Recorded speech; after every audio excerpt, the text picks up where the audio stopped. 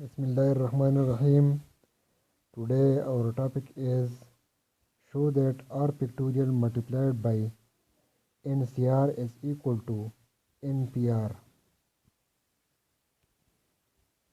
As we know that nPr is equal to n pictorial divided by n minus r pictorial, and nCr is equal to n pictorial divided by n minus r pictorial into r pictorial.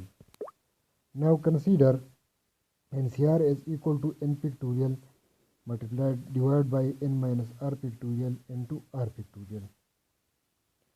This step can be written as n pictorial divided by n minus r pictorial multiplied by 1 over r pictorial. Now n pictorial divided by n minus r pictorial is equal to nPr multiplied by 1 over r pictorial.